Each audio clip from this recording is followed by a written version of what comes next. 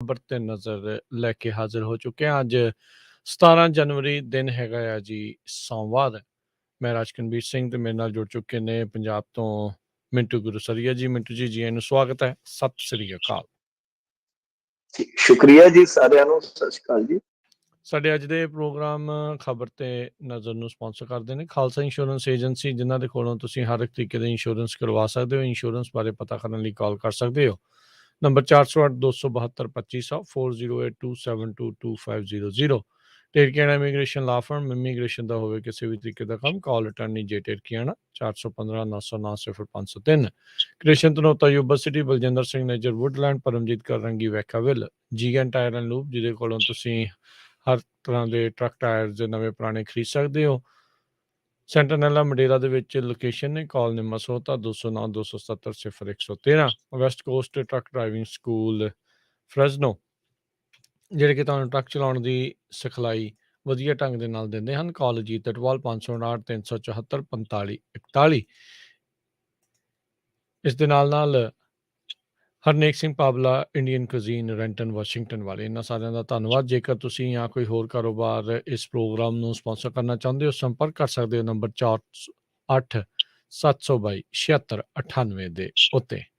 ਮਿੰਟੂ ਜੀ, ਇਸ ਟਾਈਮ ਦੀ ਵੱਡੀ ਖਬਰ ਜਿਹੜੀ ਇਹ ਆ ਰਹੀ ਹੈਗੀ ਹੈ ਜੀ, ਪੰਜਾਬ ਦੀਆਂ ਇਲੈਕਸ਼ਨਾਂ ਕੁਛ ਦਿਨਾਂ ਦੇ ਲਈ ਅੱਗੇ ਪੈ ਗਈਆਂ ਜੀ। ਕੀ ਹੈ ਜੀ ਹੁਣ ਨਵੀਂ ਤਰੀਕ? जी जी देखो नवी तरीक जी है कोई ज्यादा लंबी चौड़ी नहीं, अगे 14 सी 14 फरवरी ते हुण 6 दिन लेट है, बस कोई ज्यादा फर्क नहीं है।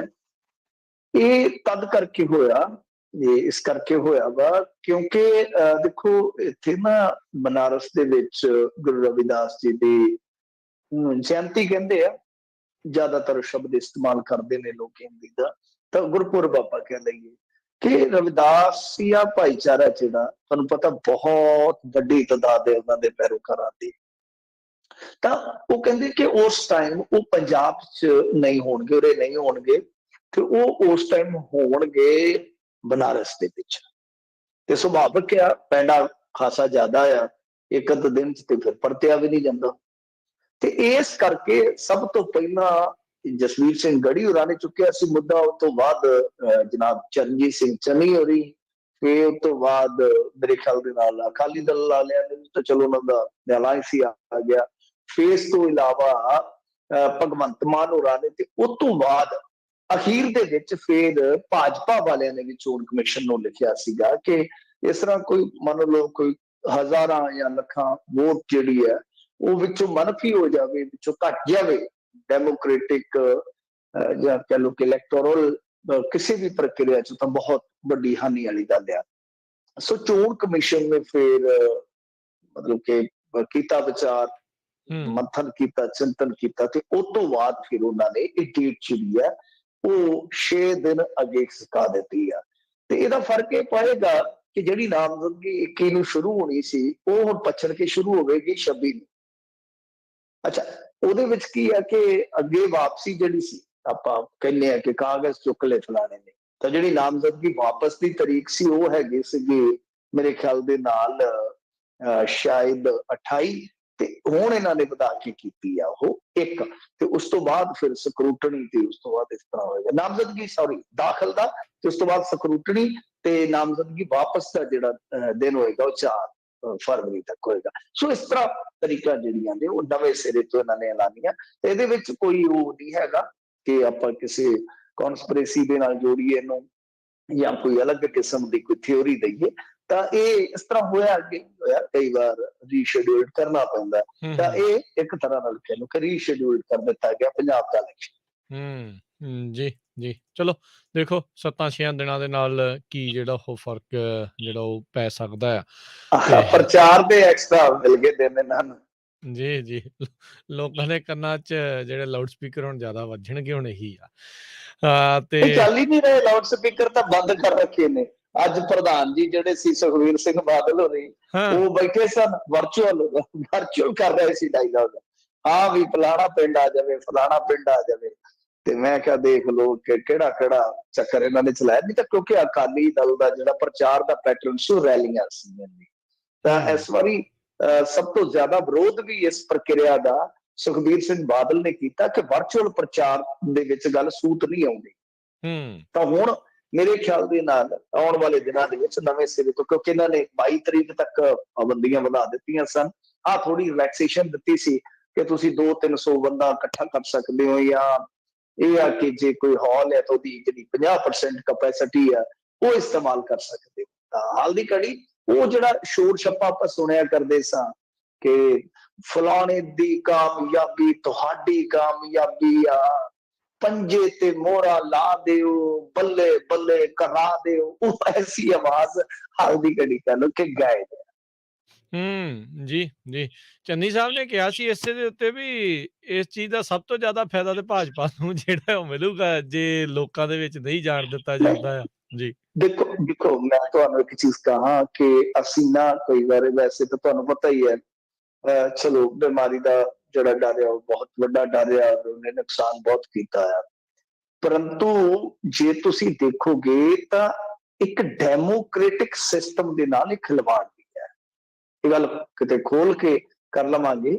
ਸੋ ਬਿਨਾਂ ਕਿਸੇ ਸੋਧ ਦੇ, ਬਿਨਾਂ ਕਿਸੇ ਸੋਧ ਦੇ, ਜੋ ਸਾਡਾ ਪੀਪਲਸ ਰਿਪਰੈਜ਼ੈਂਟੇਟਿਵ ਐਕਟ 1951 ਵਾਲਾ, ਮੇਰੇ ਖਿਆਲ ਦੇ ਨਾਲ 1956 ਵਾਲਾ, ਤਾਂ ਉਹਦੇ ਵਿੱਚ ਮੰਨ ਲਓ ਜੇ ਕੋਈ ਫੇਰ ਬਦਲ ਕਰਨਾ, ਉਹ ਸਦਨ ਨੇ ਕਰਨਾ ਹੈ। ਇੱਥੇ ਤੁਸੀਂ ਇਲੈਕਸ਼ਨ ਦਾ ਪੈਟਰਨ ਚੇਂਜ ਕਰ ਰਹੇ ਔਰ ਕਮਾਲ ਦੀ ਗੱਲ ਇਹ ਆ ਕਿ ਬਿਹਾਰ ਤੇ ਬੰਗਾਲ ਵਿੱਚ ਐਸਾ ਨਹੀਂ ਸੀ ਹੋਇਆ।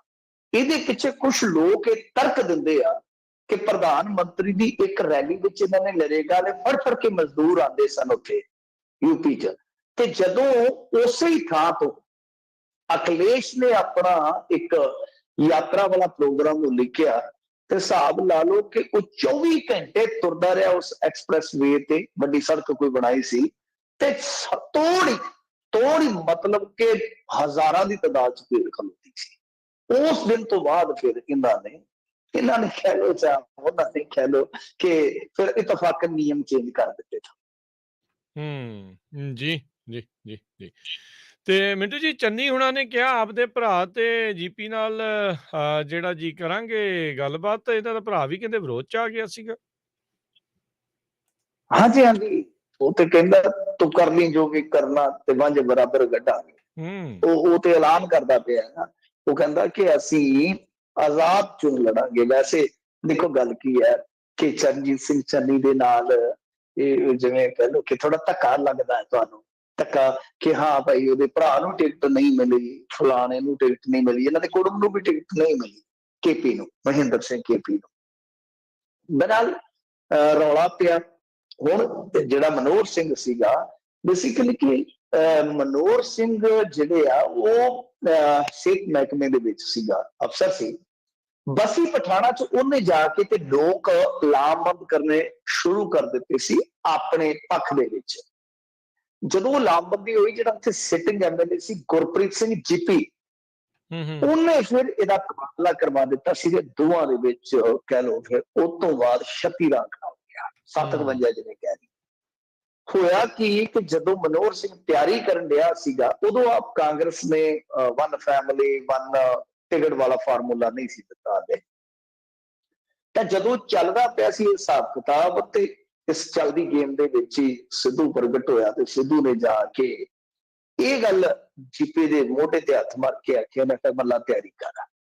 ਮਤਲਬ ਕਿ ਸਾਰਾ ਕੁਛ ਹੈ ਜਿਹੜਾ ਬਾਈਪਾਸ ਕਰਕੇ ਤੇ ਸਿੱਧੂ ਜੀਪੀ ਨੂੰ ਆਪ ਮਾਰੇ ਉੱਥੇ ਥਾਪੜਾ ਤੇ ਆਇਆ। ਉਸ ਤੋਂ ਬਾਅਦ ਫਿਰ ਚਲੋ ਸਾਰਾ ਇਹ ਫਾਰਮੂਲਾ ਵੀ ਇਖਤਿਆਰ ਕੀਤਾ ਗਿਆ ਤੇ ਟਿਕਟਾਂ ਦਾ ਅਮਲ ਸ਼ੁਰੂ ਹੋ ਗਿਆ। ਹੁਣ ਜੀਪੀ ਇਹ ਗੱਲ ਕਹਿੰਦਾ ਹੈ ਕਿ ਜੇ ਆਜ਼ਾਦ ਲੜਦਾ ਹੈ ਮਨੋਹਰ ਸਿੰਘ, ਹੁਣ ਦੇਖੋ ਬ੍ਰਾਂਡਿੰਗ ਤੇ ਹੈ ਨਾ ਚੰਨੀ ਸਾਹਿਬ ਦੀ, ਇੱਕ ਸੀਐਮ ਦਾ ਭਰਾ, ਔਰ ਇਹਨਾਂ ਦਾ ਪ੍ਰੇਮ ਬਹੁਤ ਹੈ ਆਪਸ ਦੇ ਵਿੱਚ।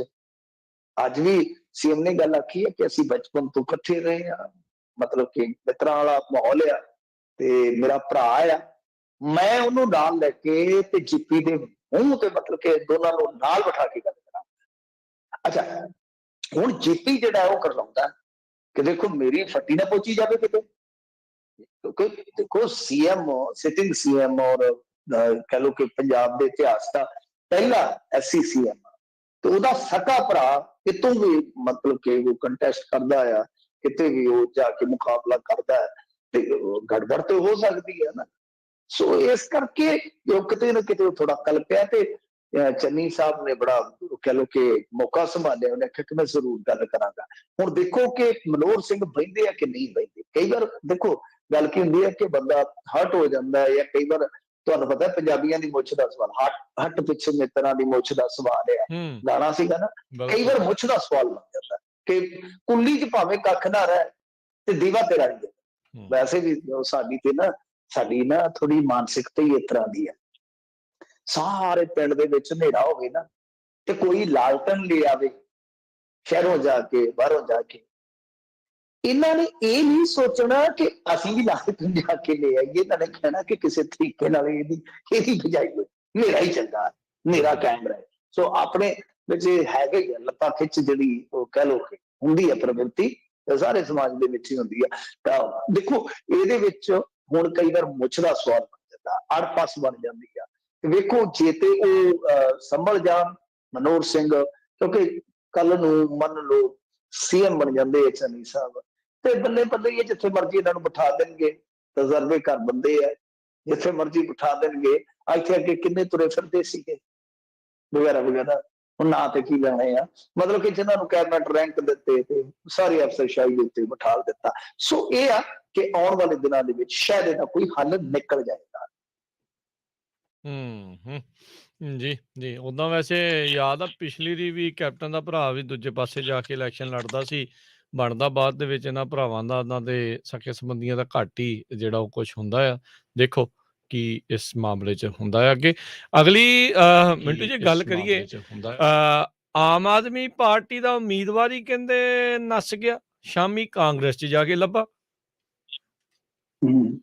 ਉਹ ਭੱਲੇ ਨੇ ਸਕਿੱਟ ਵੀ ਬਣਾ ਦਿੱਤੀ ਆ ਇਹਦੇ ਤੇ, ਤੇ ਉਹ ਦੱਸਦਾ ਹੈ ਕਿ ਕਹਿੰਦਾ ਕਿ 5 ਮਿੰਟ ਲੇਟ ਹੋ ਜੇ ਤੇ ਜਵਾਕ ਜਿਹੜੇ ਆ ਉਹ ਭਾਜਪਾ ਦੇ ਦਫ਼ਤਰ 'ਚ ਲੱਭਣ ਚਲੇ ਜਾਂਦੇ ਆ ਕਿ ਪਾਪਾ ਸਾਡਾ ਤੇ ਤੁਹਾਡੇ ਕੋਲ ਨਹੀਂ ਆਇਆ। ਤੇ ਜੇ ਉੱਥੇ ਨਾ ਮਿਲੇ ਤੇ ਆਮ ਆਦਮੀ ਪਾਰਟੀ ਵਾਲੇ ਕੋਲ ਚਲੇ ਜਾਂਦੇ ਆ ਕਿ ਪਾਪਾ ਸਾਡਾ ਤੁਹਾਡੇ ਕੰਨੀ ਤੇ ਨਹੀਂ ਆਇਆ। ਤੇ ਉਹ ਅੱਗੋਂ ਕਹਿੰਦਾ ਕਿ ਉਹ ਕਹਿੰਦੇ ਆ ਕਿ ਸਾਨੂੰ ਕੀ ਪਤਾ ਭਰਾਵਾ, ਸਾਨੂੰ ਤੇ ਇਹ ਨਹੀਂ ਪਤਾ ਕਿ ਸਾਡਾ ਪਾਪਾ ਕਿਹੜੇ ਕੰਨੀ ਆ, ਉਹ ਕਿਹਦੇ ਨਾਲ ਰਲਿਆ।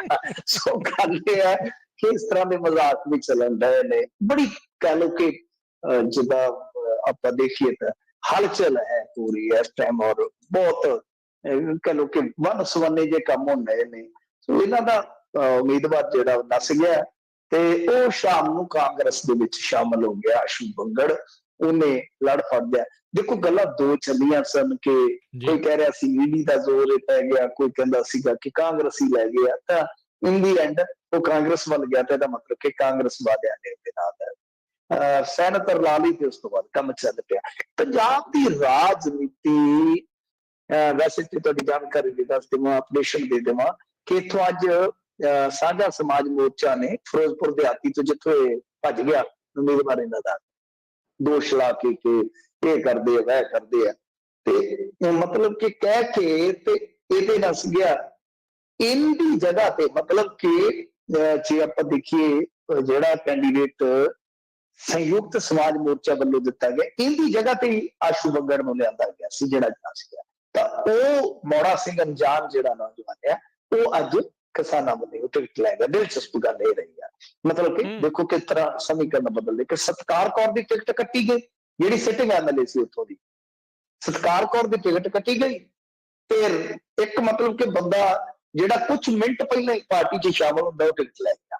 ਆਸ਼ੂ ਬੰਗੜ ਕਿਸੇ ਨੇ ਸੁਣਿਆ ਤੱਕ ਨਹੀਂ, ਕਿਸੇ ਨੇ ਸੋਚਿਆ ਤੱਕ ਨਹੀਂ ਸੀਗਾ। ਤੇ ਆਮ ਆਦਮੀ ਪਾਰਟੀ 'ਚ ਵੀ ਉਹਨੇ ਟਿਕਟ ਇਸ ਤਰ੍ਹਾਂ ਹੀ ਹਾਸਲ ਕੀਤੀ ਆ।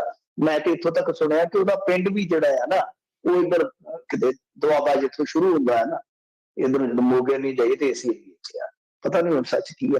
ਖੈਰ ਪੰਜਾਬ ਦੀ ਰਾਜਨੀਤੀ 'ਚ ਤੁਸੀਂ ਦੇਖੋਗੇ ਇੱਥੇ ਤੇ ਬੜਾ ਅਜੀਬੋ ਗਰੀਬ ਜਿਹਾ ਮਾਹੌਲ ਚੱਲਣ ਡਿਆ, ਬਹੁਤ ਹੀ ਅਜੀਬੋ ਗਰੀਬ।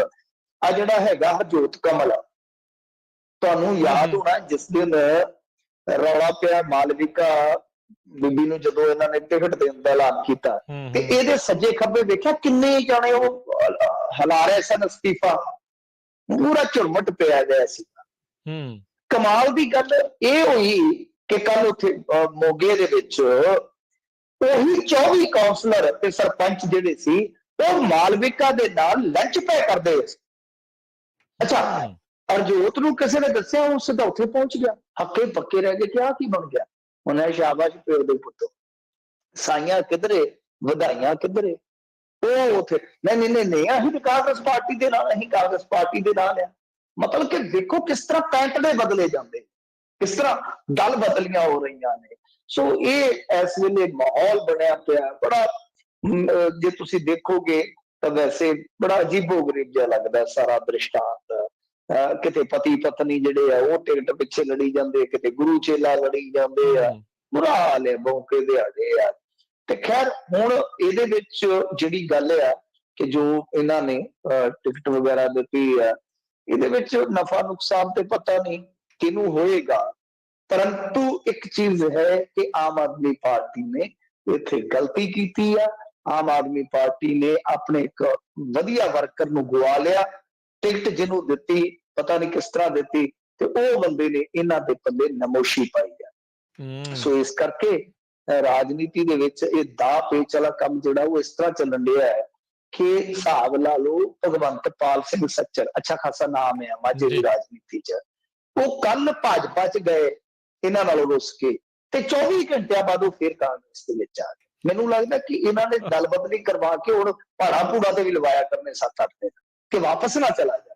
ਆਹ ਹਿਸਾਬ ਰਿਹਾ ਤਾਂ ਬਹੁਤ ਮੰਦਾ ਹਾਲ ਹੈ ਜੀ, ਬਹੁਤ ਮੰਦਾ ਹਾਲ ਹੈ। ਸਾਨੂੰ ਨਹੀਂ ਕੁਝ ਪਤਾ ਲੱਗਦਾ, ਸੱਚ ਜਾਣਿਓ। ਸਵੇਰੇ ਉੱਠਨੇ ਆ ਤੇ ਸਵੇਰੇ ਉੱਠ ਕੇ ਜਦੋਂ ਟੈਲੀਵਿਜ਼ਨ ਅੱਗੇ ਬਹਿਨੇ ਆ, ਉਸ ਤੋਂ ਬਾਅਦ ਤੁਹਾਡੇ ਨਾਲ ਜਦੋਂ ਮੈਂ ਗੱਲ ਕਰਦਾ ਤੇ 11 ਵਜੇ ਤੱਕ ਚੱਲ ਹੀ ਆ ਇੱਧਰ ਗਿਆ, ਆ ਉਧਰ ਨੂੰ ਆ ਗਿਆ, 57-58 ਇਹ ਕਰੀ ਬੈਠੇ ਆ ਆਮ ਆਦਮੀ ਪਾਰਟੀ ਵਾਲੇ। ਇਹਨਾਂ ਦਾ ਹਾਲ ਵੇਖੋ, ਕੱਲ ਇਹਨਾਂ ਨੇ 3 ਕੈਂਡੀਡੇਟ ਡਿਕਲੇਅਰ ਕੀਤੇ ਜੀ, 3 ਕੈਂਡੀਡੇਟ ਡਿਕਲੇਅਰ ਕੀਤੇ, ਗੋਗੀ ਲੁਧਿਆਣੇ ਤੋਂ, ਕੋਹਲੀ ਪਟਿਆਲੇ ਤੋਂ ਤੇ ਮਾਨ ਫਗਵਾੜੇ ਤੋਂ, ਤਿੰਨੇ ਹੀ ਇੰਪੋਰਟ ਕੀਤੇ ਹੋਏ ਨੇ। ਤੇ ਮੈਂ ਉੱਥੇ ਇਹਨਾਂ ਦੇ ਕੇਸ ਤੇ ਜਾ ਕੇ ਵੈਸੇ ਮੈਂ ਦੌੜ ਜਾਂਦਾ ਹੁੰਦਾ, ਕਿਉਂਕਿ ਇਹਨਾਂ ਦੇ ਬੰਦੇ ਮਗਰ ਪੈ ਜਾਂਦੇ ਨੇ, ਮੁੜ ਕੇ ਗਾਲਾਂ ਬੜੀਆਂ ਕੱਢਦੇ ਆ। ਮੈਂ ਦੌੜ ਗਿਆ ਕਮੈਂਟ ਕਰਕੇ, ਮੈਂ ਕਿਹਾ ਕਿ ਜੀਤਾ ਪੈਂਚਰਾਂ ਵਾਲਾ ਤੇ ਭੋਲਾ ਕੁਲਫੀ ਵਾਲਾ ਕਿੱਥੇ ਆ, ਕਿ ਉਹ ਸਾਰੇ ਜਿਹੜੇ ਬਿਲੀਨੀਅਰ ਬਣ ਗਏ ਇਸ ਰਾਜ ਦੇ ਵਿੱਚ, ਕਾਂਗਰਸੀ ਰਾਜ ਦੇ ਵਿੱਚ।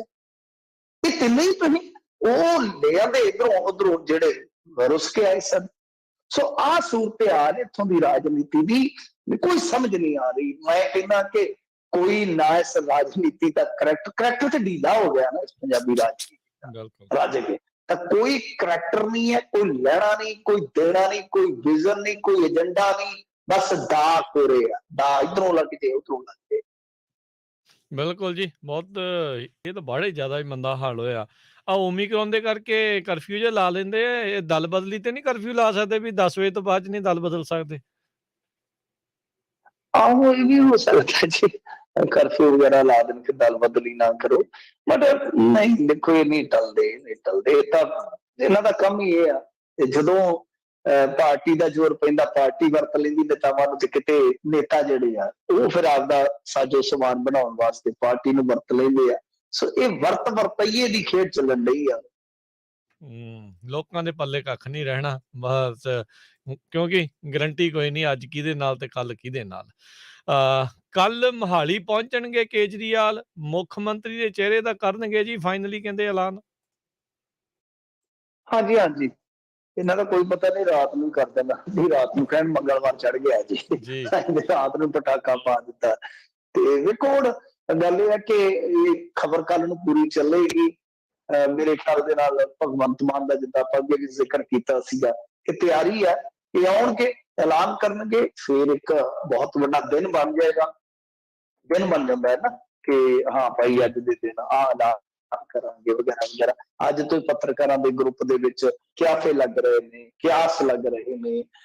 ਇੱਕ ਪੱਤਰਕਾਰ ਸਾਥੀ ਤੇ ਇਹ ਵੀ ਕਹਿ ਰਹੇ ਸਨ ਕਿ ਸਿੱਧੂ ਹੋ ਸਕਦਾ, ਮਜ਼ਾਕ ਸੀ, ਹੋ ਸਕਦਾ ਕੱਲ ਨੂੰ ਸਿੱਧੂ ਸੀਐਮ ਕੇਸ ਨਿਕਲ ਆਵੇ, ਕਿਉਂਕਿ ਇਹਨਾਂ ਦਾ ਕੋਈ ਪਤਾ ਨਹੀਂ ਹੈ, ਇਹਨਾਂ ਦਾ ਕੋਈ ਪਤਾ ਨਹੀਂ ਹੈ। ਸੋ ਇਹੋ ਜਿਹਾ ਮਾਹੌਲ ਬਣਿਆ ਪਿਆ। ਮੈਂ ਤੁਹਾਨੂੰ ਦੱਸਿਆ ਨਾ ਕਿ ਅਜੀਬੋ ਗਰੀਬ ਬਣ ਗਈ ਹੈ ਇੱਥੋਂ ਦੀ ਰਾਜਨੀਤੀ ਦੀ, ਕੁਛ ਵੀ ਸੁਰ ਨਹੀਂ ਲੱਗ ਰਿਹਾ, ਕੁਛ ਵੀ ਪਤਾ ਨਹੀਂ ਲੱਗ ਰਿਹਾ। ਸੋ ਗੱਲ ਤੇ ਇਹੋ ਹੈ ਕਿ ਭਗਵੰਤ ਮਾਨ 99.9% ਤੇ ਭਗਵੰਤ ਮਾਨ ਹੀ ਆ, ਕੋਈ ਪਤਾ ਨਹੀਂ ਹੁਣ ਕੀ ਹੋਏਗਾ ਕੀ ਨਹੀਂ ਹੋਏਗਾ। ਔਰ ਉਸ ਤੋਂ ਬਾਅਦ ਫਿਰ ਆਮ ਆਦਮੀ ਪਾਰਟੀ ਜਿਹੜੇ ਇਹ ਪੱਤੇ ਖੋਲ ਦੇਵੇਗੀ ਸਾਰੇ, ਉਸ ਤੋਂ ਬਾਅਦ ਅੰਦਾਜ਼ਾ ਲੱਗਣਾ ਸ਼ੁਰੂ ਹੋ ਜਾਏਗਾ। ਜੀ ਜੀ। ਇੱਧਰ ਸੀਐਮ ਫੇਸ ਦੀ ਨਵੀਂ ਕਹਾਣੀ, ਉੱਧਰ ਚੰਨੀ ਨੂੰ ਸੀਐਮ ਫੇਸ ਬਣਾਉਣ ਦੀ ਕਹਿੰਦੇ ਆ ਵੀ ਸ਼ਾਇਦ ਤਿਆਰੀ ਆ, ਕਾਂਗਰਸ ਨੇ ਮਨ ਬਣਾ ਲਿਆ, ਸੰਕੇਤ ਮਿਲੇ ਆ। ਤੇ ਫਿਰ ਤਾਂ ਗੱਲ ਤੁਹਾਡੀ ਕਿਤੇ ਸੱਚੀ ਨਾ ਹੋ ਜੇ, ਸਿੱਧੂ ਕਿਤੇ ਇੱਧਰੋਂ ਦੂਜੇ ਪਾਸੋਂ ਨਾ ਸੀਐਮ ਫੇਸ ਨਿਕਲ ਆਵੇ। ਆਹੋ ਗੱਲ ਇਹ ਆ ਕਿ ਅੱਜ ਨਾ ਵੈਸੇ ਇਹਨਾਂ ਦੀ ਇੰਟੈਲੀਜੈਂਸ ਹੀ ਬੜੀ ਜ਼ਬਰਦਸਤ ਜੇ ਆਮ ਆਦਮੀ ਪਾਰਟੀ ਵਾਲਿਆਂ ਦੀ। ਇਹਨਾਂ ਨੂੰ ਅੰਦਰ ਦੀਆਂ ਸਭ ਗੱਲਾਂ ਪਤਾ ਹੁੰਦੀਆਂ ਨੇ, ਜਿੰਨੇ ਵੀ ਮਤਲਬ ਕਿ ਦੂਜੇ ਦਾਲੇ ਆ ਨਾ, ਇਹਨਾਂ ਨੂੰ ਸਭ ਦਾ ਪਤਾ ਹੁੰਦਾ ਕਿ ਅੰਦਰ ਖਾਤੇ ਕੀ ਚੱਲ ਰਿਹਾ ਸੀਗਾ ਜਾਂ ਕੀ ਚੱਲੇਗਾ ਜਾਂ ਕੀ ਚੱਲਦਾ ਪਿਆ। ਸੋ ਇਹ ਸਾਰੀਆਂ ਚੀਜ਼ਾਂ ਪਤਾ ਲਾ ਲੈਂਦੇ ਆ। ਇਹ ਇਹਨਾਂ ਦੀ ਖਾਸੀਅਤ ਹੈ, ਬੰਦੇ ਇਹਨਾਂ ਦੇ ਗਾਂਦੇ ਆ ਸੂਤਰ। ਸੂਤਰ ਅੱਜ ਕੱਲ ਤੁਹਾਨੂੰ ਪਤਾ ਬੜਾ ਫੇਮਸ ਸ਼ਬਦ ਹੈ। ਗੱਲ ਇਹ ਹੈ ਕਿ ਇਹਨਾਂ ਨੇ ਅੱਜ ਪਹਿਲਾਂ ਹੀ ਸੀਐਮ ਚੰਨੀ ਤੇ ਹਮਲਾ ਕੀਤਾ, ਜਾਂ ਚਲੋ ਹਮਲਾ ਨਹੀਂ ਕਹਿ ਸਕਦੇ ਆਪਾਂ, ਕਿ ਸੀਐਮ ਚੰਨੀ ਨੂੰ ਬੜਾ ਡਿਫੈਂਡ ਕੀਤਾ ਕਿ ਦੇਖੋ ਜੀ ਉਹਦੇ ਨਾਲ ਵਿਚਾਰੇ ਨਾਲ ਧੱਕਾ ਹੋ ਗਿਆ। ਕਿੱਡੀ ਕਨਫਿਊਜ਼ ਰਾਜਨੀਤੀ ਆ। ਪਹਿਲਾਂ ਤੇ ਸ਼ੁਰੂਆਤ ਦੇ ਵਿੱਚ ਚੱਡੇ ਹੋਰਾਂ ਨੇ ਇਹ ਪਟਾਕੇ ਪਾਏ ਕਿ ਜਿਹੜੀ ਕਾਂਗਰਸ ਹੈ ਤੇ ਪਰਿਵਾਰਵਾਦ ਦਾ ਮੁਜੱਸਮਾ ਹੈ, ਤੇ ਨਾਲ ਹੀ ਕਹਿੰਦੇ ਵਿਚਾਰੇ ਨਾਲ ਧੱਕਾ ਵੇਖੋ ਗਰੀਬ ਨਾਲ ਕਿੰਨਾ ਕੀਤਾ, ਇਹਨੂੰ ਵਰਤ ਲਿਆ ਤੇ ਇਹਦੇ ਪਰਿਵਾਰ ਚ ਟਿਕਟਾਂ ਨਹੀਂ ਦੇ ਰਹੇ। ਦੇਖੋ ਕਿੰਨੀ ਕਨਫਿਊਜ਼ਡ ਰਾਜਨੀਤੀ ਆ ਕਿ ਪਰਿਵਾਰਵਾਦ ਦੀ ਮੁਖਾਲਫਤ ਕਰਕੇ ਪਰਿਵਾਰਵਾਦ ਦੇ ਹੱਕ ਚ ਭੁਗਤ ਜਾਂਦਾ ਇੱਕੋ ਲੀਡਰ, ਇੱਕੋ ਵੇਲੇ, ਇੱਕੋ ਪੀਸੀ ਦੇ ਵਿੱਚ। ਸੈਕੰਡ ਚੀਜ਼, ਅੱਛਾ ਉਹ ਗੱਲ ਜੁੜਦੀ ਆ ਕਿ ਦੇਰ ਸ਼ਾਮ ਕਾਂਗਰਸ ਦਾ ਜਿਹੜਾ ਆਫੀਸ਼ੀਅਲ ਅਕਾਊਂਟ ਆ ਉਹਦੇ ਤੋਂ ਸਰ ਇੱਕ ਵੀਡੀਓ ਪੋਸਟ ਹੁੰਦੀ ਹੈ। ਵੀਡੀਓ ਹੈਗੀ ਜੇ 36 ਕੁ ਸੈਕਿੰਡ ਦੀ ਆ ਮੇਰੇ ਖਿਆਲ ਦੇ ਨਾਲ। ਵੀਡੀਓ ਜਿਹੜੀ ਹੈ ਜਿੰਨੇ ਕੋ ਮੈਂ ਦੇਖੀ ਆ 36 ਸਕਿੰਟ ਦੀ ਵੀਡੀਓ ਹੈ। ਚੰਨੀ ਦੇ ਲਗਭਗ ਉਹਦੇ ਵਿੱਚ 8 ਸ਼ਾਟਸ ਨੇ, ਵੱਖ-ਵੱਖ ਕੈਮਰਾ ਫਰੇਮਸ ਦੇ ਵਿੱਚ, ਵੱਖ-ਵੱਖ ਐਂਗਲਾਂ ਦੇ ਵਿੱਚ। ਸੋਨੂ ਸੂਦ ਵੀਡੀਓ ਚ ਬੋਲ ਰਿਹਾ, ਵੌਇਸ ਓਵਰ ਵੀ ਉਹਦਾ ਹੈਗਾ, ਤੇ ਇਸ ਤੋਂ ਇਲਾਵਾ ਕਹਿ ਲਓ ਕਿ ਉਹ ਬੈਠਾ ਵੀ ਨਜ਼ਰ ਆਉਂਦਾ ਹੈ। वो कहता असली चीफ मिनिस्टर वो या असली राजा वो जिसको जबरदस्ती कुर्सी पे लेके आया जाए, उसको स्ट्रगल नहीं करनी पड़े, उसको बताना नहीं पड़े कि मैं चीफ मिनिस्टर कैंडिडेट हूं, मैं डिजर्व करता हूं। वो ऐसा होना चाहिए जो बैक बेंचर हो और उसको पीछे से उठा के लाए और बोले कि तू डिजर्व करता है, तू बन, वो जो बनेगा वो देश बदल सकता है। ਤਾਂ ਇਹ ਕਿਤੇ ਨਾ ਕਿਤੇ ਹੁਣ ਜਿਹੜੇ ਸ਼ਬਦ ਨੇ ਇਹ ਸਾਰੀ ਕਹਾਣੀ ਦੇ ਵਿੱਚ ਵੀ ਦੱਸ ਰਹੇ ਆ ਕਿ ਸ਼ਾਇਦ ਕਾਂਗਰਸ ਜਿਹੜੀ ਹੈ ਉਹ ਚਰਨਜੀਤ ਸਿੰਘ ਚੰਨੀ ਨੂੰ ਸੀਐਮ ਫੇਸ ਮੰਨ ਕੇ ਚੱਲ ਰਹੀ ਹੈ। ਇਲੈਕਸ਼ਨ ਤੋਂ ਬਾਅਦ ਫਿਰ ਸਾਰੀ ਗੱਲ ਜਿਹੜੀ ਹੈ ਕਲੀਅਰ ਹੋ ਜਾਏਗੀ। ਤਾਂ ਬਹਰਹਾਲ ਇਸ ਵੀਡੀਓ ਦੀ ਮੀਡੀਆ ਦੇ ਵਿੱਚ ਬੜੀ ਚਰਚਾ ਹੈ। ਪੱਤਰਕਾਰ ਵੱਖ-ਵੱਖ ਢੰਗ ਦੇ ਨਾਲ ਇਹਦਾ ਘੋਖ ਪੜਤਾਲ ਵਾਲਾ ਕੰਮ ਕਰ ਰਹੇ ਆ, ਚੀਰਫਾੜ ਕਰ ਰਹੇ ਆ ਕਿ ਕੀ ਵਾਕਿਆ ਹੀ ਇਹੀ ਮੰਨੇ ਨਿਕਲਦੇ, ਔਰ ਨਜ਼ਰ ਤੇ ਇਹੀ ਆਉਂਦਾ ਸਾਰਾ ਕੁਛ। ਕਿਉਂਕਿ ਚਰਨਜੀਤ ਸਿੰਘ ਚੰਨੀ ਨੇ ਇੱਕ ਜੀ ਗੱਲ ਆਪਾਂ ਦੇਖੀਏ ਤਾਂ ਜੋ ਭਾਰਤੀ ਜਨਤਾ ਪਾਰਟੀ ਦਾ ਕਹਿ ਲਓ ਕਿ ਵੱਡਾ ਚਿਹਰਾ ਸੀ ਨਰਿੰਦਰ ਮੋਦੀ, ਔਰ ਉਹਦੇ ਮੁਕਾਬਲੇ ਕਿਤੇ ਨਾ ਕਿਤੇ ਇੱਕ ਛੋਟਾ ਜਿਹਾ ਚਿਹਰਾ ਦੇ ਕੇ ਤੇ ਇੱਕ ਐਸਾ ਮਿਸਾਲ ਪੇਸ਼ ਕੀਤਾ ਉੱਤੇ ਕਿ ਅਸੀਂ ਸਧਾਰਨ ਬੰਦੇ ਨੂੰ ਚੀਫ ਮਿਨਿਸਟਰ ਬਣਾ ਕੇ ਤੇ ਉਸ ਸਟੇਟ ਦੇ ਵਿੱਚ ਫੈਸਲੇ ਲਾਗੂ ਕਰਵਾਏ ਆ, ਔਰ ਉਹ ਬੰਦਾ ਸਾਰਿਆਂ ਨੂੰ ਨਾਲ ਲੈ ਕੇ ਚੱਲਦਾ, ਜ਼ੁਰਤ ਨਾਲ ਚੱਲਦਾ। ਮਤਲਬ ਕਿਸ ਤਰ੍ਹਾਂ ਦਾ ਇੱਕ ਨੈਰੇਟਿਵ ਬਣਾਇਆ ਗਿਆ। ਔਰ ਜੇ ਤੁਸੀਂ ਕੌਮੀ ਮੀਡੀਆ ਨੂੰ ਫੋਲੋ ਕਰੋਗੇ, ਖਾਸ ਤੌਰ ਤੇ ਜੋ ਭਾਰਤੀ ਸਰਕਾਰ ਦਾ ਪਿੱਠੂ ਮੀਡੀਆ ਨੇ, ਉਹਨਾਂ ਦੇ ਵਿੱਚ ਚੰਨੀ ਚਹੇਤਾ ਹੈ ਅੱਜ ਕੱਲ੍ਹ।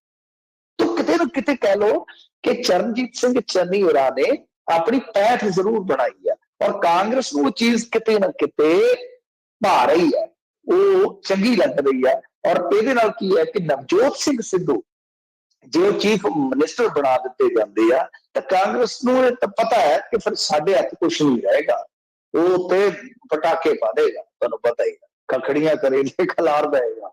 ਸੋ ਇਸ ਕਰਕੇ ਨਵਜੋਤ ਸਿੰਘ ਸਿੱਧੂ ਦੀ ਠੀਕ ਹੈ ਭੂਮਿਕਾ ਤੈਅ ਕੀਤੀ ਗਈ ਹੈ, ਪਰੰਤੂ ਜਿਸ ਤਰ੍ਹਾਂ ਦੀ ਉਹ ਵੀਡੀਓ ਉਹਦੇ ਤੋਂ ਸੰਕੇਤ ਮਿਲਦਾ ਕਿ ਚਰਨਜੀਤ ਸਿੰਘ ਚੰਨੀ ਤੇ ਹੀ ਗੁਣਾ ਪਾਉਣ ਦਾ ਸੋਚ ਰਹੇ ਆ, ਪਰ ਉਹਦੇ ਵਾਸਤੇ ਜਿੱਤ ਦਰਜ ਕਰਨੀ ਪਹਿਲਾਂ ਜ਼ਰੂਰੀ ਹੈ। ਔਰ ਦੂਜੀ ਗੱਲ ਇਹ ਹੈ ਕਿ ਨਵਜੋਤ ਸਿੰਘ ਸਿੱਧੂ ਉਹ ਟਿਕਟਾਂ ਦੀ ਵੰਡ 'ਚ ਮੇਰੇ ਖਿਆਲ ਦੇ ਨਾਲ ਸੰਤੁਸ਼ਟ ਰਿਹਾ, ਕਾਫੀ ਟਿਕਟਾਂ ਉਹਦਾ ਧੜਾ ਲੈ ਗਿਆ, ਬੈਲੈਂਸ ਕੀਤਾ ਗਿਆ। ਕੁਝ ਕੈਪਟਨ ਦੇ ਨਜ਼ਦੀਕੀਆਂ ਨੂੰ ਟਿਕਟ ਦਿੱਤੀ ਗਈ ਹੈ, ਕੁਝ ਦਾਗੀਆਂ ਨੂੰ ਵੀ ਟਿਕਟ ਦਿੱਤੀ ਗਈ ਹੈ। ਮਤਲਬ ਕਿ ਇੱਕ ਬੈਲੈਂਸ ਬਣਾਉਣ ਦਾ ਯਤਨ ਕੀਤਾ ਗਿਆ ਹਾਈਕਮਾਨ ਵੱਲੋਂ ਕਿ ਖਲਾਰਾ ਨਾ ਪਵੇ। ਪਰ ਮੈਂ ਜਿਵੇਂ ਤੁਹਾਨੂੰ ਕਿਹਾ ਕਿ ਖਾਸ ਇਹ ਵੀ ਲੱਗਦਾ ਹੈ ਨਾ ਕਿ ਸਿੱਧੂ ਆ ਜਾਏਗਾ, ਕਿਉਂਕਿ ਅੱਜ ਵਾਲੀ ਵੀਡੀਓ, ਇਹਨਾਂ ਦੀ ਪੀਸੀ, ਇਹ ਸਾਰੇ ਅੰਦਾਜ਼ੇ ਉਹ ਕਿਤੇ ਨਾ ਕਿਤੇ ਕਹਿ ਲਓ ਕਿ ਇੰਟਰਲਿੰਕ ਤਾਂ ਹੁੰਦੇ ਨੇ। ਪਰ ਮੇਰਾ ਹਲੇ ਵੀ ਮੰਨਣਾ ਹੈ ਕਿ ਕਾਂਗਰਸ ਦੇ ਵਿੱਚੋਂ ਸਿੱਧੂ ਨਹੀਂ ਜਾਏਗਾ, ਮੇਰਾ ਆਪਣਾ ਮੰਨਣਾ। ਪਰ ਜੇ ਸੱਤਾ ਤੱਕ ਨਾ ਪਹੁੰਚੇ ਤੇ ਕਾਂਗਰਸ ਦੇ ਵਿੱਚ ਫਿਰ ਬਹੁਤ ਵੱਡੀ ਉਥਲ-ਪੁਥਲ ਜਿਹੜੀ ਆ ਇਲੈਕਸ਼ਨਾਂ ਤੋਂ ਬਾਅਦ ਤੈਅ ਮੰਨ ਕੇ ਚੱਲੋ ਹੋਏਗੀ ਜ਼ਰੂਰ। ਜੀ। ਅਗਲੀ ਮਿੰਟੂ ਜੀ ਗੱਲ ਕਰਦੇ ਜਾਈਏ, ਸਿੱਖ ਸ਼ਰਧਾਲੂਆਂ ਦੇ ਉੱਤੇ ਹੋਇਆ ਹਮਲਾ, ਕਈ ਹੋਏ ਨੇ ਜ਼ਖਮੀ। ਹਾਂਜੀ ਦੇਖੋ, ਇਹ ਹਮਲਾ ਜਿਹੜਾ ਉਹ ਬਿਹਾਰ ਦੇ ਵਿੱਚ ਹੋਇਆ ਵਾ ਤੇ ਉੱਥੋਂ ਹੀ ਪਰਤਦੇ ਪਏ ਸਨ ਸ਼ਰਧਾਲੂ ਮੇਰੇ ਖਿਆਲ ਦੇ ਨਾਲ ਪਟਨਾ ਸਾਹਿਬ ਤੋਂ, ਤੇ ਰਸਤੇ ਦੇ ਵਿੱਚ ਕੋਈ ਟੋਲ ਪਲਾਜ਼ਾ ਸੀਗਾ, ਉੱਥੇ ਇਹਨਾਂ ਨੇ ਹਮਲਾ ਕੀਤਾ ਕੁਛ ਹਮਲਾਵਰਾਂ ਨੇ। ਮਸਲਾ ਇਹ ਸੀਗਾ ਕਿ ਅੱਜ ਦਾ ਯੱਗ ਵਗੈਰਾ ਕਰਾਉਂਦੇ ਨੇ ਕੁਛ, ਤੁਹਾਨੂੰ ਪਤਾ ਹੀ ਹੈ, ਧਾਰਮਿਕ ਸੰਸਥਾਵਾਂ ਹੁੰਦੀਆਂ ਜਾਂ ਆਪ ਹੀ ਕਈ ਵਾਰ ਸਵੇਲੇ ਆਪਣੇ ਪੱਧਰ ਤੇ ਕੰਮ ਕਰਦੇ ਨੇ। ਉਹਦੇ ਵਿੱਚ ਹੋਇਆ ਕਿ ਉਹਨਾਂ ਨੇ ਇਹਨਾਂ ਤੋਂ ਚੰਦਾ ਉਗਰਾਉਣਾ ਸਟਾਰਟ ਕਰ ਦਿੱਤਾ, ਤੇ ਜਦੋਂ ਟਰੱਕ ਡਰਾਈਵਰ ਨੇ ਵਿਰੋਧ ਕੀਤਾ ਤੇ ਉਹਨਾਂ ਨੇ ਫਿਰ ਹਿੰਸਾ ਸ਼ੁਰੂ ਕਰ ਦਿੱਤੀ, ਜਿਹਦੇ ਵਿੱਚ ਖਾਸੀਆਂ ਸੱਟਾਂ ਫੇਟਾਂ ਜਿਹੜੀਆਂ ਨੇ ਉਹ ਇਹਨਾਂ ਸ਼ਰਧਾਲੂਆਂ ਨੂੰ ਲੱਗੀਆਂ ਨੇ, ਜਿਹੜੀਆਂ ਸੰਗਤਾਂ ਕਿ ਇੱਥੋਂ ਮਤਲਬ ਮੋਹਾਲੀ ਜਾਂ ਫਤਿਹਗੜ੍ਹ ਸਾਹਿਬ ਨਹੀਂ ਹੋਈਆਂ ਸੀ। ਸੋ ਇਸ ਵੇਲੇ ਇਹ ਖਬਰ ਆ ਰਹੀ ਹੈ ਕਿ ਚਲੋ ਕੋਈ ਜ਼ਿਆਦਾ ਤੇ ਨਹੀਂ ਨੁਕਸਾਨ ਹੋਇਆ, ਪਰ ਸੱਟਾਂ ਫੇਟਾਂ ਖਾਸੀ ਵੱਜੀਆਂ ਨੇ। ਇਹ ਹੁਣ ਮਾਮਲਾ ਦਰਜ ਕਰਕੇ ਗ੍ਰਿਫਤਾਰੀ ਦਾ ਦਾਅਵਾ ਤੇ ਕਰ ਰਹੇ ਨੇ। ਪਰ ਮੈਂ ਤੁਹਾਨੂੰ ਇੱਕ ਗੱਲ ਦੱਸਾਂ, ਚਲੋ ਮੈਂ ਕਿਸੇ ਧਰਮ ਵਿਸ਼ੇਸ਼ ਦੀ ਜਾਂ ਕਿਸੇ ਦੀ ਮੈਂ ਗੱਲ ਨਹੀਂ ਕਰਾਂਗਾ, ਇੱਥੇ ਕੁਝ ਐਸੇ ਲੋਕ ਹੈਗੇ ਨੇ ਤੁਹਾਨੂੰ ਮਿਲ ਜਾਣਗੇ, ਕੋਈ ਸ਼ਬੀਲ ਦਾ ਢੋਂਗ ਕਰਕੇ, ਸ਼ਬੀਲ ਬਹੁਤ ਵੱਡੀ ਚੀਜ਼ ਹੈ, ਕਿ ਉਹ ਗਲਾਸ ਮਿੱਠੇ ਪਾਣੀ ਦਾ ਦੇ ਕੇ ਤੁਹਾਨੂੰ ਕਹਿਣਗੇ ਪਰਚੀ ਕਟਾਓ। ਪੰਜਾਬ ਦੇ ਵਿੱਚ ਵੀ ਚੱਲਦਾ ਇਹ, ਕਈ ਥਾਈਂ ਹੋਇਆ। ਸੋ ਇਸ ਤਰ੍ਹਾਂ ਹੈ ਕਿ ਨਹੀਂ ਹੋਣਾ ਚਾਹੀਦਾ। ਇੱਥੇ ਤੇ ਸਾਡੇ ਇੰਡੀਆ ਦੇ ਵਿੱਚ ਤਾਂ ਬੈਰੀਕੇਡਿੰਗ ਕਰ ਦਿੰਦੇ ਨੇ ਸੜਕਾਂ ਤੇ, ਇੱਥੋਂ ਛੱਕ ਕੇ ਜਾਓ ਜੀ, ਆਹ ਕਰਕੇ ਜਾਓ, ਉਹ ਕਰਕੇ ਜਾਓ। ਮਤਲਬ ਕਿ ਜੋ ਲੰਗਰ ਆਪਣਾ ਸੰਗਤ ਪੰਗਤ ਦਾ ਸਿਧਾਂਤ ਹੈ, ਸਿੱਖ ਕੌਮ ਦੇ ਵਿੱਚ ਤਾਂ ਬਹੁਤ ਮਹਾਨਤਾ ਹੈ ਇਸ ਚੀਜ਼ ਦੀ, ਬੜੀ ਨਿਮਰਤਾ ਨਾਲ, ਬੜੀ ਸ਼ਰਧਾ ਦੇ ਨਾਲ ਲੰਗਰ ਛਕਿਆ ਜਾਂਦਾ। ਪਰ ਆ ਜਿਹੜਾ ਜ਼ਬਰਦਸਤੀ ਵਾਲਾ ਕੰਮ ਚੱਲਿਆ ਹੈ ਨਾ, ਇਹ ਮੈਂ ਜਿਵੇਂ ਤੁਹਾਨੂੰ ਕਿਹਾ ਕਿ ਕਿਸੇ ਇੱਕ ਸਟੇਟ ਦਾ ਇਸ਼ੂ ਨਹੀਂ ਹੈ, ਬਹੁਤ ਸਾਰੀਆਂ ਸਟੇਟਾਂ 'ਚ ਇਸ ਤਰ੍ਹਾਂ ਉਗਰਾਈ ਚੱਲਦੀ ਹੈ। ਇਹ ਬੰਦ ਹੋਣਾ ਚਾਹੀਦਾ। ਜਿਹੜਾ ਲੰਗਰ ਜਾਂ ਪਾਣੀ, ਛਬੀਲ, ਜੋ ਵੀ ਹੈ, ਭੰਡਾਰਾ ਹੈ ਕਿਸੇ ਵੀ ਧਾਰਮਿਕ ਸਥਾਨ ਦਾ, ਉਹ ਨੇਚਰ ਦੇ ਨਾਲ ਕੋਈ ਛਕੇ ਆਪ ਜਾ ਕੇ, ਨਿਮਰਤਾ ਦੇ ਨਾਲ, ਕੋਈ ਦਿੱਕਤ ਨਹੀਂ ਹੈ, ਕੋਈ ਚੱਕਰ ਨਹੀਂ ਹੈ। ਕੋਈ ਚੜਾਵਾ ਚੜਾਉਂਦਾ ਹੈ, ਕੋਈ 150 ਗੋਲਕ ਦੇ ਵਿੱਚ ਪਾਉਂਦਾ ਆਪਣੀ ਮਰਜ਼ੀ ਨਾਲ, ਕੋਈ ਚੱਕਰ ਨਹੀਂ ਹੈ। ਪਰ ਆ ਜਿਹੜਾ ਕੰਮ ਹੈ ਤੇ ਉੱਤੋਂ ਆਏ ਤੇ ਤੁਸੀਂ ਦਾਦਾਗਿਰੀ ਵਿਖਾਓ, ਤੇ ਕੱਲ ਨੂੰ ਕਈ ਵਾਰ ਕੀ ਹੁੰਦਾ ਕਿ ਤੁਹਾਡੀ ਕਮਿਊਨਲ ਹਾਰਮੋਨੀ ਜਿਹੜੀ ਹੈ ਦਾਅ ਤੇ ਲੱਗ ਜਾਂਦੀ ਹੈ, ਕਿਉਂਕਿ ਸੰਗਤਾਂ ਤੇ ਇੱਕ ਦੂਜੇ ਸਟੇਟ 'ਚ ਜਾਂਦੀਆਂ ਹੁੰਦੀਆਂ ਨੇ, ਉਹਨਾਂ ਦੀਆਂ ਇੱਧਰ ਸਾਡੇ ਉੱਧਰ, ਤੇ ਇਹ ਗੱਲ ਜਿਹੜੀ ਹੈ ਫਿਰ ਗਾਂਹ ਚਲੇ ਜਾਂਦੀ ਹੈ। ਤੇ ਮੇਰੇ ਕਹਿਣ ਦਾ ਮਤਲਬ ਹੈ ਕਿ ਜਿੱਥੋਂ ਦੀਆਂ ਵੀ ਸਰਕਾਰਾਂ ਇਹ ਕੰਮ ਕਰ ਸਕਦੀਆਂ ਉਹਨਾਂ ਨੂੰ ਕਰਨਾ ਚਾਹੀਦਾ। ਪਰ ਰੌਲਾ ਹੈ ਕਿ ਸਾਡੀ ਰਾਜਨੀਤੀ ਧਾਰਮਿਕ ਜੋ ਜਜ਼ਬਾਤ ਹੁੰਦੇ ਨੇ, ਧਾਰਮਿਕ ਭਾਵਨਾਵਾਂ ਹੁੰਦੀਆਂ, ਮਤਲਬ ਕਿ ਉਹਨਾਂ ਦੇ ਸਾਹਮਣੇ ਕਮਜ਼ੋਰ ਪੈ ਜਾਂਦੀਆਂ। ਦਿੱਕਤ ਇਹ ਜੀ। ਤੇ ਮਿੰਟੂ ਜੀ ਸ਼ੁਕਰੀਆ, ਬੜੀ ਮਿਹਰਬਾਨੀ ਜੀ। ਸਮਾਂ ਸਮਾਪਤ, ਮਿਲਦੇ ਹਾਂ ਜੀ ਕੱਲ ਨੂੰ ਫੇਰ। ਸਤਿ ਸ਼੍ਰੀ ਅਕਾਲ ਜੀ। ਸਤਿ ਸ਼੍ਰੀ ਅਕਾਲ ਸਰੋਤਿਓ, ਇੱਥੇ ਪ੍ਰੋਗਰਾਮ ਦੀ ਸਮਾਪਤੀ। ਮੇਰੇ ਵੱਲੋਂ ਵੀ ਤੁਹਾਨੂੰ ਸਭ ਨੂੰ ਪਿਆਰ ਭਰੀ ਨਿੱਘੀ ਸਤਿ ਸ਼੍ਰੀ ਅਕਾਲ। ਸੁਣਦੇ ਰਹੋ ਪੰਜਾਬੀ ਰੇਡੀਓ USA।